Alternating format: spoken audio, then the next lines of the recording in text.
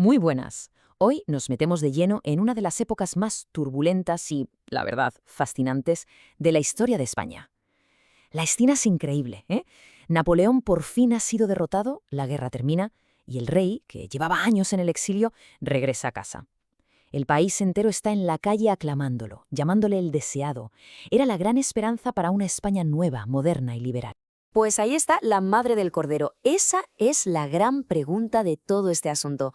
Porque lo que empezó como un regreso triunfal se convirtió, pero vamos, en un abrir y cerrar de ojos, en una de las mayores traiciones políticas que se recuerdan. Venga, vamos a desgranarlo bien. Para que no nos perdamos, este es el plan. Primero, vemos cómo fue ese regreso del rey. Después, el momento exacto de la traición a las ideas liberales. Luego, las consecuencias, que fueron desastrosas. Veremos también cómo los liberales se organizaron para contraatacar. Y al final, el levantamiento que lo puso todo patas arriba. Venga, situémonos. Estamos a finales de 1813. El ejército francés ha sido expulsado y Napoleón, ya de capa caída, firma el Tratado de Valencé. ¿Y qué significa esto?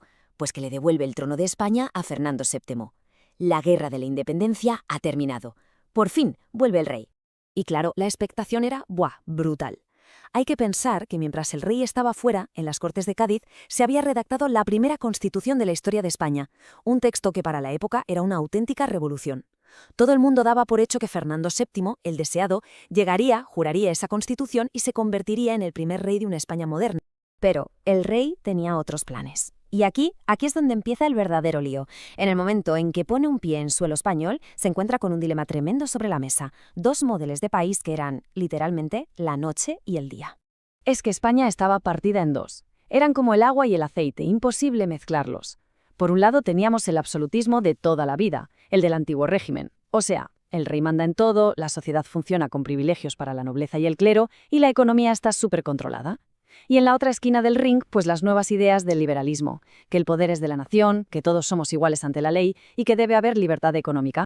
Y Fernando, pues, no se lo pensó dos veces. En marzo de 1814 entra en España, pero, ojo al dato, en vez de ir directo a Madrid a jurar la Constitución, como todo el mundo esperaba, hace una cosa muy rara. Se desvía a Valencia. Y allí los absolutistas más acérrimos le entregan el famoso Manifiesto de los Persas, un documento que venía a decir en resumen: Majestad, olvídese de Cádiz, de la Constitución y de todo ese rollo. Vuelva a ser el rey absoluto de siempre.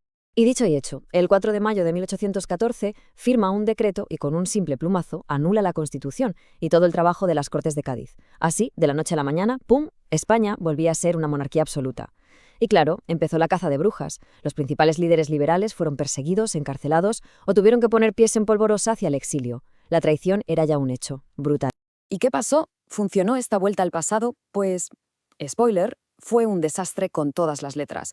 Porque, claro, volver al absolutismo no es solo una cuestión de quién manda. No, esto tuvo unas consecuencias económicas y sociales terribles para España.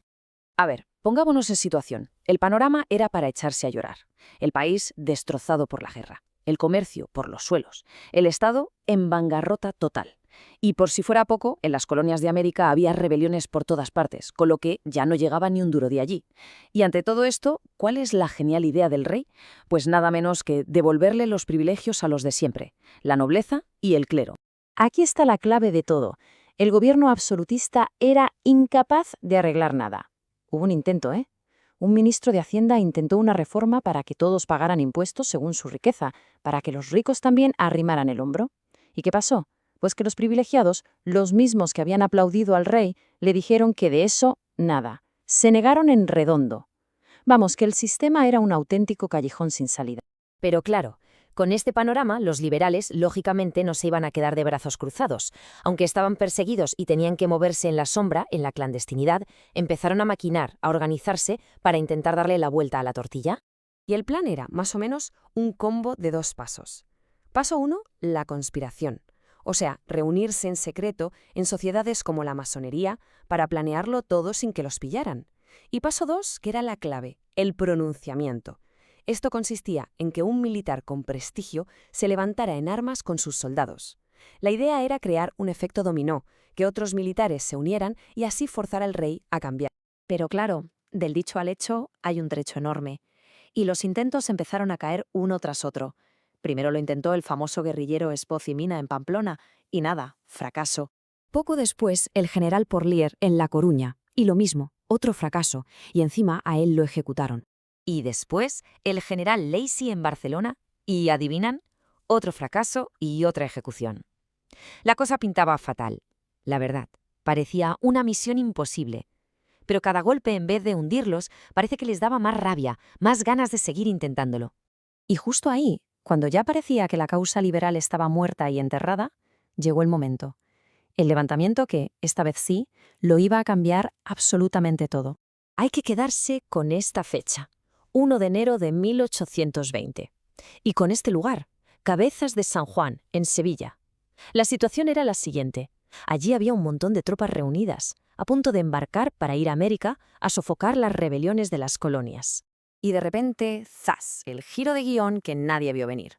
Un comandante de ese ejército, un tal Rafael de Riego, en vez de obedecer y subirse al barco, se planta, se subleva con sus hombres y proclama la Constitución de 1812. Su guerra, dijo, no estaba en América, sino allí mismo, contra el absolutismo de Fernando VII. Y esta vez sí funcionó, la mecha prendió. Lo que empezó en un pueblo de Sevilla se extendió como la pólvora por todo el país. Otras ciudades, otras guarniciones militares se fueron sumando. Fernando VII se encontró de repente solo, acorralado, sin nadie que le defendiera. Y no le quedó más remedio que tragar. Tuvo que ceder. Y la Constitución de 1812, la famosa Pepa, volvía a estar vigente. Y con esto se abría un capítulo completamente nuevo, el llamado Trienio Liberal. Pero claro, esto nos deja con una pregunta que es, en fin, una bomba de relojería. A ver, pensemos, un rey absolutista, hasta la médula, que desprecia todo lo que huela a liberal, ahora forzado a ser un rey constitucional. ¿Qué podía salir mal? Pues literalmente todo, pero eso ya es otra historia.